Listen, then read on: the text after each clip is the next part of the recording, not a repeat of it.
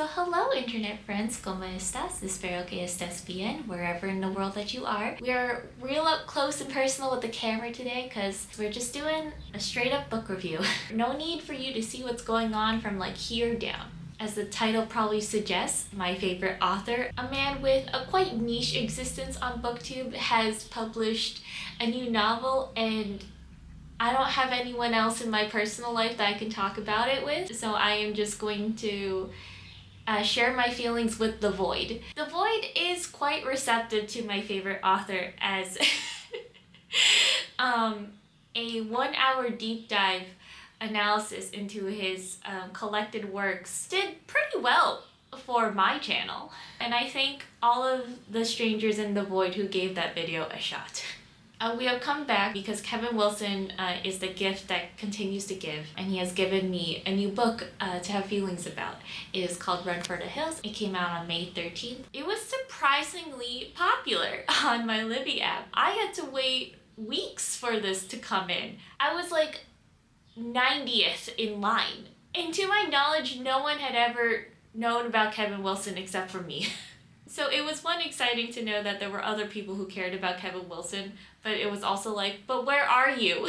Why haven't I met you out in the wild yet? Hopefully this algorithm takes me to the other Kevin Wilson fans. But anyway, I want to talk to you about his latest novel, Run for the Hills. So the book follows a young woman named Mad who lives on a farm and likes to believe that she has adjusted well to her childhood trauma of her father abruptly disappearing with no rhyme or explanation. She feels that everything is fine and she's all good, and that trauma totally did not have lasting impacts on her current relationships. That all gets shaken up when a strange man comes to her farm claiming to be her half-brother. His father, aka their father, also left him at a young age, and not only has he found their father, he has also found other half-siblings throughout the United States. And he proposes a road trip, essentially, to meet these estranged siblings and to confront their father together about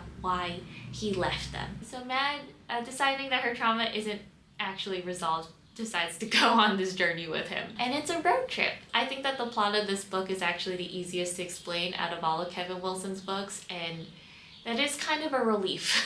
And now that we have the basic premise, we're just gonna go straight into the review. I'm gonna talk about what I liked, then what I didn't like, and we're gonna try to be as spoiler-free for as long as possible. But this is unscripted Jay's world, we're all just living in it. So a spoiler can appear at any moment. So what I liked about the book. As for all of Kevin Wilson's books, I really like the writing style. I feel like Kevin has just like a rhythmic, not overly flowery writing style that I really like. I also really liked the siblings, not just Mad and her half-brother Rube. I liked all of the siblings that we met in this journey. I really enjoyed the relationship as strangers navigating being siblings. Kevin does dysfunctional families and estranged families really well, so I wasn't surprised there. I also loved the youngest sibling. I thought he was adorable and I wanted to hold him and protect him forever. And I won't give you much more information than that. He was just a weird little kid. And I don't know what it was, but the audiobook narrator does a really great job with his voice specifically. He just seems so frail but also so dorky at the same time.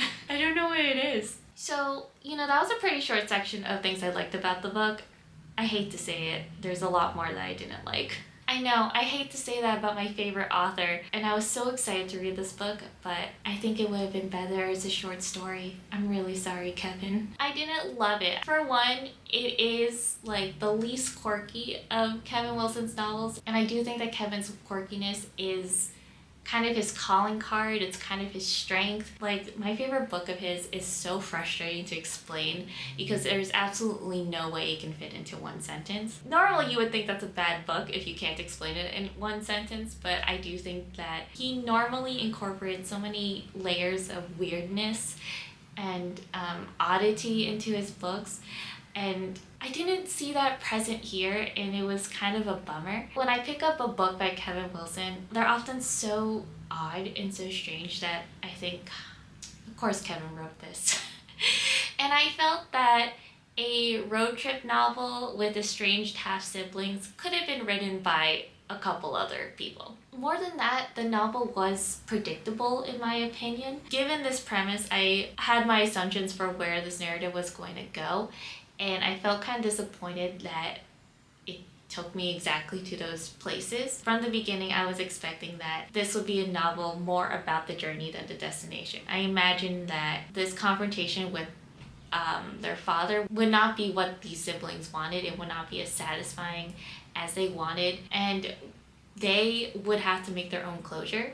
And I was right that that is essentially what happened. And that wouldn't be so bad on its own, but I also kind of wanted something a little bit more satisfying to come out of meeting the father. Like, we were on this road trip for so long that I was like, there has to be some kind of plot twist that happens when we meet the dad. Maybe we find out that he's like a method documentarian and he's been like starting new families as part of like a weird art experiment kind of thing. I was hoping that there would be such a bizarre like reason why the father like existed that it would balance out the fact that like the characters themselves would have an unsatisfying closure to talking with their dad that abandoned them. But instead, the reveal was simply, your dad sucks, and you just have to deal with that. That could have been a really great short story, but it was just too much time in a novel. There wasn't enough there to carry a novel, in my opinion. If this was a short story, I would love if it was just with the father. I guess we're getting to spoiler territory. So the father had multiple families. He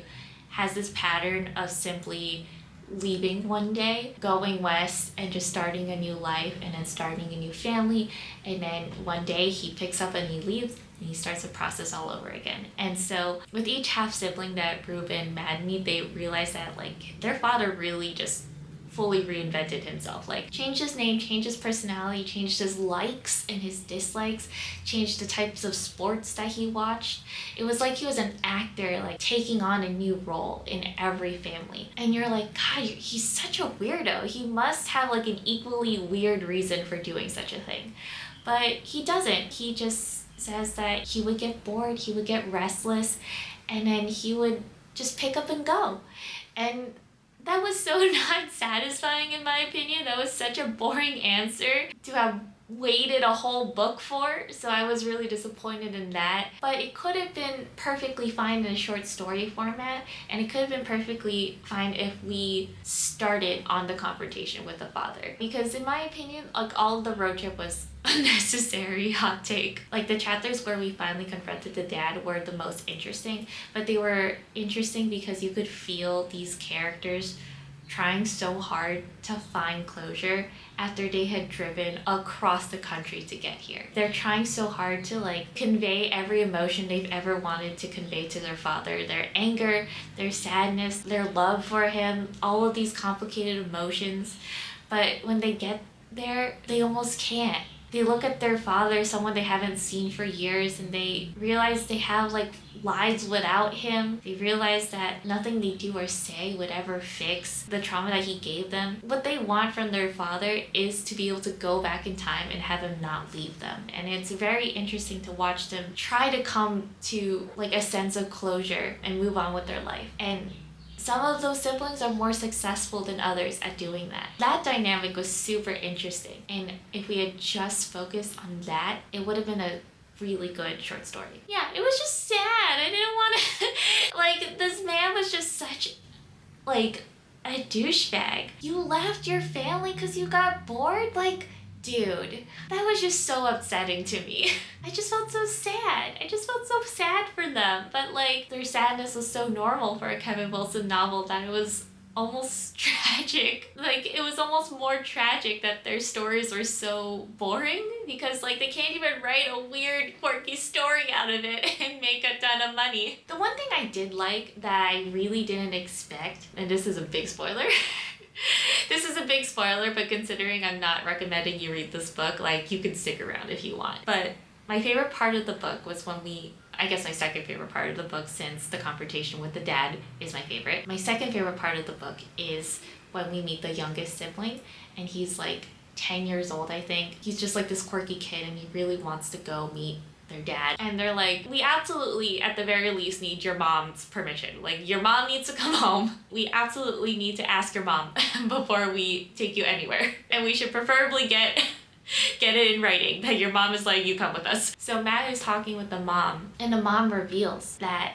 her son is actually not related to Matt. That apparently she got pregnant by someone at her workplace, and it was like a superior, and she didn't want it to impact her blossoming career. And so Mad's father, who was like another coworker, but more on like a peer level, volunteered to take custody of the kid and say like, this is my kid. And you know, they dated and raised the kid for a while, and then the father left. But he is not biologically the son of this man.